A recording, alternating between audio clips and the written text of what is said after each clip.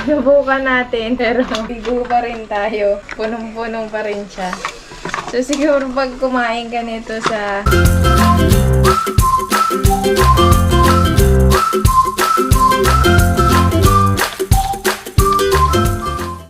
It's Sunday today, so we decided to cook seafood. What do we need? Butter, garlic, pepper, What's that? pepper, No, it's What's not that? pepper. Look at this. salt, black pepper, lemon, ketchup, Macy, Cajun. what's that? Cajun, Paprika. paprika, Vegeta. vegeta, sugar, A lot of sugar. What's this? Squid. squida, Squid. What's this? kwang, Prawn. fran, What's one. this? mussels, What's crab, What's that? corn, What's that? tomato, No, Potato. potato. that's right. Let's Let's cook! cook. Let's pre-cook our seafood. I-cook muna natin yung mga seafood para mas mabilis siyang haluin mamaya. So, nagbo-boil lang ako ng konting water. I-add ko lang yung seafood kasi maglalabas naman yan ng sarili niyang juice. Pwede tayo maglagay ng salt. Pero konti lang kasi mamaya magsusalt pa naman tayo ulit.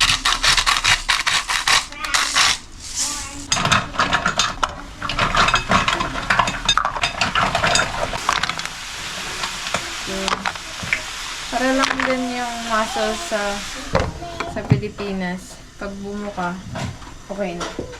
So, malapit na siya. Nagbuka na yung mga tahong. Iba, hintayin lang natin. Medyo matagal.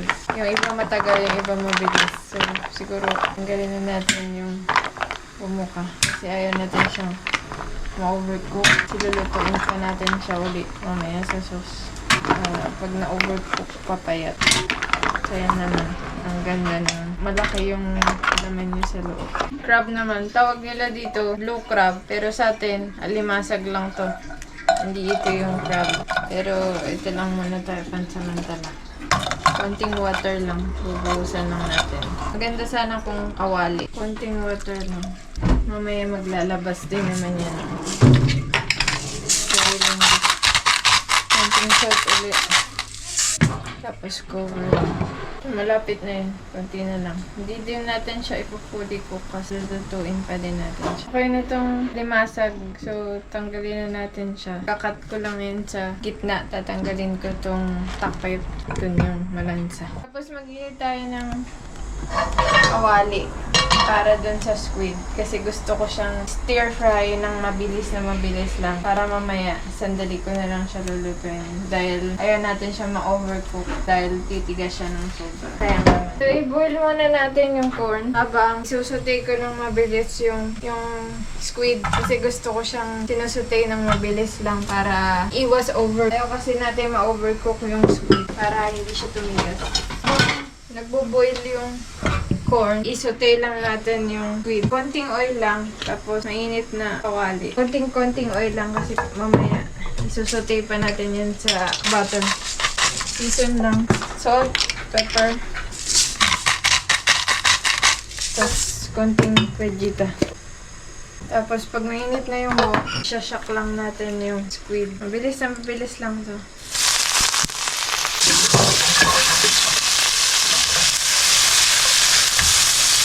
Maganda sana kung high pressure yung kalan, pero dahil nasa bahay lang tayo, yan lang tayo, magtiis lang tayo sa kanya. Pero pwede na rin yan.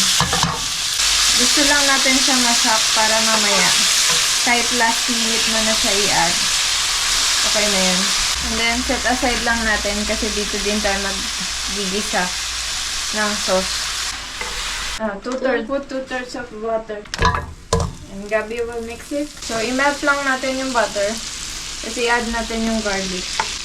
So, habang nag-melt yung butter, pwede mo na i-add yung garlic. Para nakukuha nyo na yung butter. Mas madaming garlic, mas maraming butter. Okay, kasi mas maraming yung sauce. Gusto natin siyang maging saucy. So, masarap siyang simutin together dun sa sauce. Masarap din siya i-ana sa kanin. Good. Yeah, it's almost So, melted. just mix it hanggang sa masutay lang natin yung garlic. Tapos, maglagay tayo ng pepper. I-season na natin siya as early as now kasi para pag nalagay na natin yung seafood, halo na lang tayo ng halo. So, walang measurement yung salt, pepper, yung Cajun kasi para sa akin lahat yun depende na lang sa lasa yung gusto yung pagkain niya.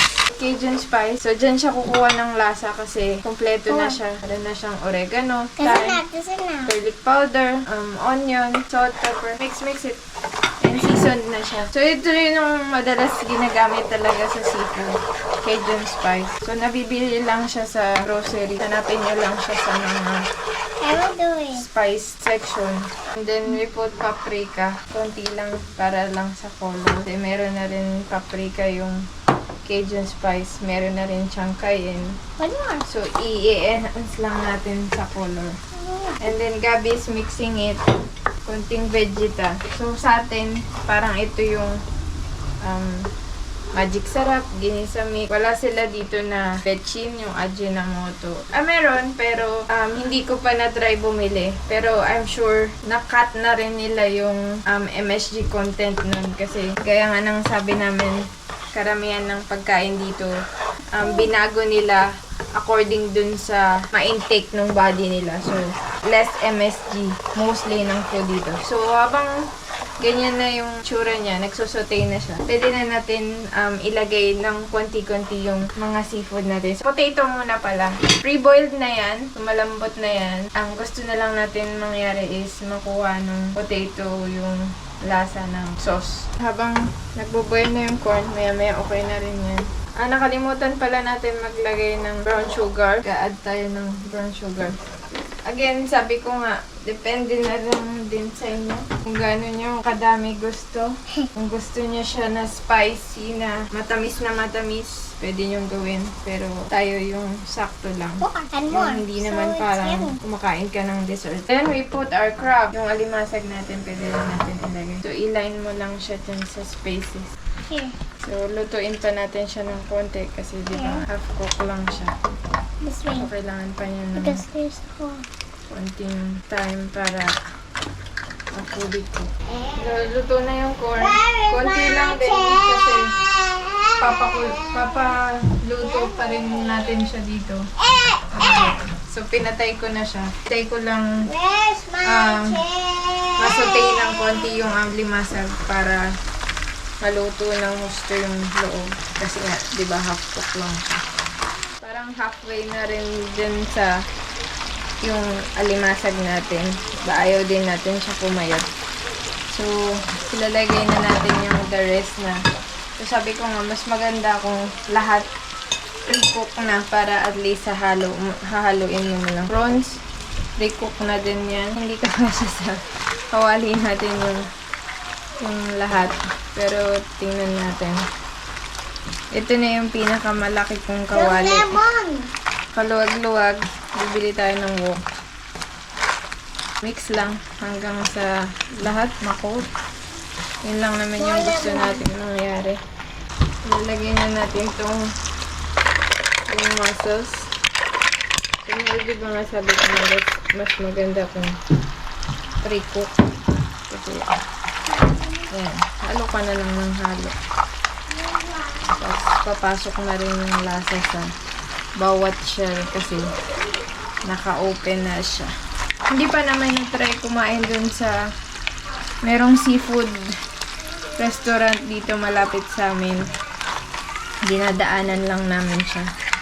So, hindi pa namin na-try kumain dun kasi tuwing tumitingin ako sa presyo, iniisip ko, kaya ko naman siya lutuin. So, magluto na lang ako. Kasi ganun din eh. Sa bagay, yung iba, mas gusto nilang kumain sa labas para wala na silang huhugasan, wala na silang lulutuin. Pero ako, mas gusto ko pa din yung nagluluto ako. Ewan ko, pag nakikita ko yung presyo, nauuwi na lang ako sa magluto na lang ako kaysa ganun siguro pag chef ka.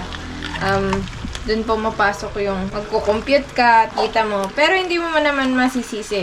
Kasi bilang chef, mahirap din magluto. So, dun talaga po mapasok yung tinatawag na labor cost. Balance lang. Pero dahil nga chef ako, so magluto na lang ako. Pero nasa inyo na yun kung anong mas mapapadali kayo.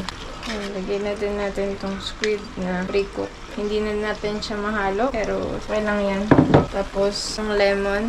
Kasi gusto din natin yung juice niya. Pampatanggal lansa. Tapos, kuha pa tayo ng isang pansandok dahil umaapaw na siya. Or, lilipat ko siya sa kaldero dahil nahihirapan akong maghalo. Subukan natin, pero bigo pa rin tayo. Punong-punong pa rin siya. So, siguro pag kumain ka nito sa isang seafood restaurant, abutin ka siguro mga, ewan ko, $400, $500. Pero, itong niluto namin na to, nasa 100 lang siya or more or less. Pero hindi siya lalagpas ng 150. Yun yung pinakasigurado ako dun. Yung nasa ibabaw, mapuntahan din siya ng sauce sa ilalim. Naglabas na siya ng sarili niyang juice. Yung sinutay natin kanina na mga spices, na rin siya. So, gusto natin na lasa. Yung kumatas na siya. So, ayun. Ibubuhos ko lang siya sa ibabaw. Para yung nasa ibabaw kanina, yun yung mapuntahan ng sauce. Kasi ito, saucy na yan eh. Yan yung pinakailalim natin. So ngayon, siya yun na yung magiging ibabaw. Tapos yung mga drippings niya, mapupunta dun sa ilalim. Yun nasa ibabaw kanina na parang sobrang dry. So, sabi ko nga, mas maganda sana kung may wok. Kasi mahahalo natin ng pantay. Pero dahil wala nga tayong wok, taste muna tayo sa ganyan. So, yan na. Sali na tayong kumain.